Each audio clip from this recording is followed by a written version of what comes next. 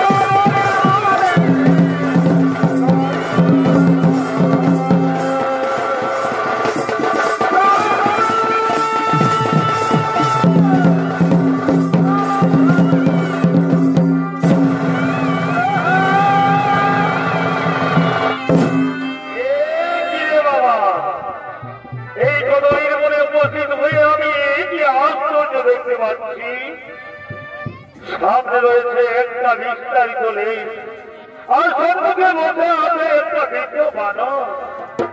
বলি ও বানর, ও বানর ভাই, শুনতে পাচ্ছ? বলি শুনতে পাচ্ছ? তুমি তোমার লেজটা গুটিয়ে নাও না ভাই, আমি পার হতে পারছি না। না, আমি যে ওপরে যেতে পারবো না, তুমি লেজটা গুটিয়ে নাও। কি বলছো বাবা, কি বলছো বাছা? আমি বৃদ্ধ বানর, দীর্ঘ শীর্ণ শরীর আমার, ব্যথায় কাতর, নড়তে টটু পাচ্ছি না। যদি পারো বাছা, তাহলে আমার লেজ নিয়ে চলে দাও তুমি ও পারে। কি বললে বানর? যত্র জীব যত্র শিব ঘটে ঘটে নারায়ণ। এ কেমন করে হয়, এ কেমন করে হয় বানর, এ কেমন করে হয়? তুমি তোমার লেজটা সরিয়ে দাও না, আমি চলে যাবো ও পারে। বললাম তো বাছা, আমার শরীর ব্যথায় কাতর, নড়তে নড়তে আমি পাচ্ছি না। যদি পারো তো আমার লেজটা সরিয়ে পার হয়ে চলে যাও ও পারে, আর না হয়ে ডিঙিয়ে চলে যাও পারে। না না, ঠিক আছে বলো, ঠিক আছে, এই যদি হয় তাহলে আমার এই মা ভাবেই যথেষ্ট, এই মা ভাবেই যথেষ্ট।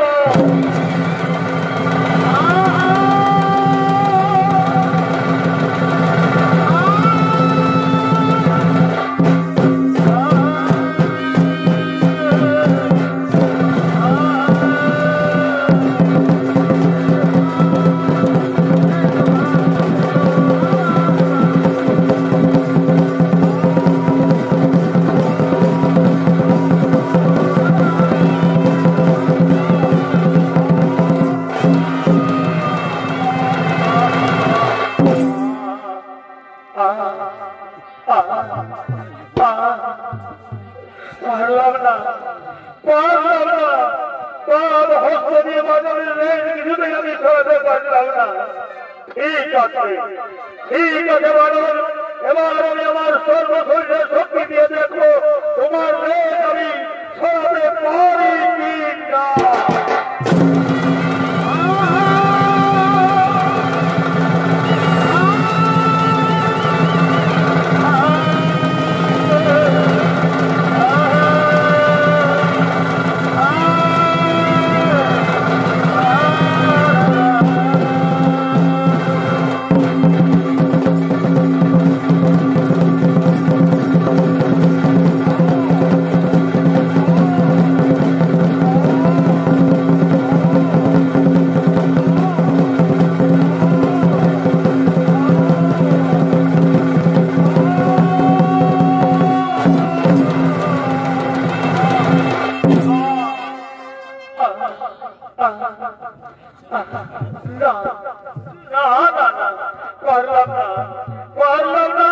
আমি শত চেষ্টা করেও বানরের লেজকে ধরাতে পারলাম না। তাহলে কি ভগবান ফল করে বসে আছে এই পথের বাজারে? বলি ও বানর ভাই, বলি ও বানর ভাই, তোমার কি নাম, কোথায় নাম, আর কি জন্য ফল করে বসে আছো তুমি এই পথের বাজারে? বলবো বাছা, বলবো বলবো, আগে দাও তোমার পরিচয়, করে দেব আমার পরিচয়। শোনো বানর, শোনো, সূর্য বংশে জন্মভোর পিতা পবন, আমার নাম বীর বিগড়ন, বীর শোনো বাছা, কেশরী ক্ষেত্রে জন্মভোর পিতা পবন নন্দন, মা জননী সীতার আশীর্বাদে আমি চারিযুগে হইয়াছি অমর, তাই আমার নাম বীর হনুমান।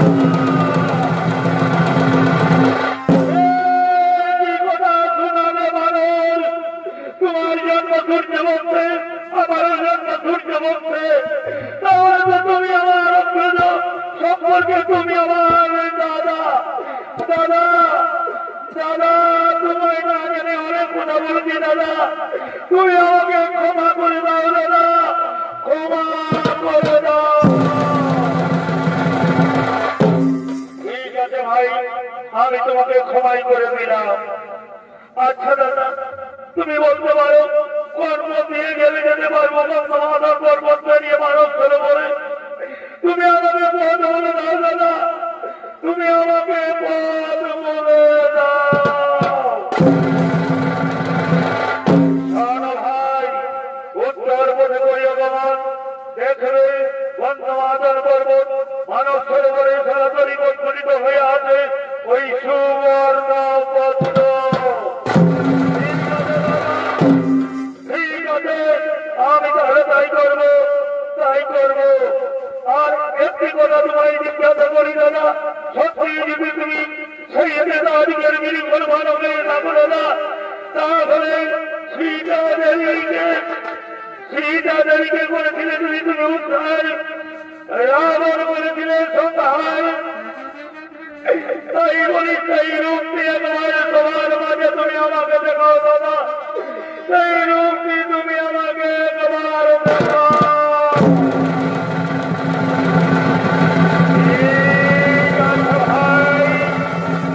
ঠিক আছে, আমি তাই করবো। যুগের সেই রূপটি তোমাকে আমি দেখিয়ে দিচ্ছি, তোমাকে আমি দেখিয়ে দিচ্ছি ভাই। এ নাও ভারত ভবনে তুমি দেখিয়ে নাও।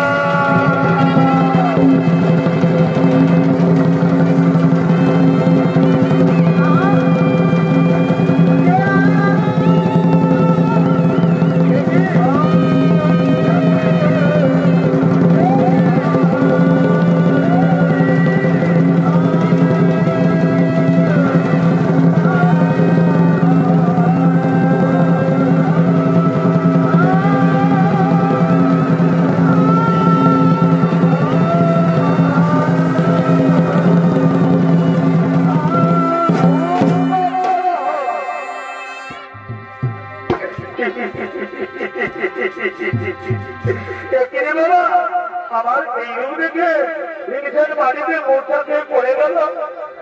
আমি আর ওই রূপ রাখিব না, পূর্ব মূর্তি আমি এখন করিব ধারণ, পূর্ব মূর্তি করিব ধারণ।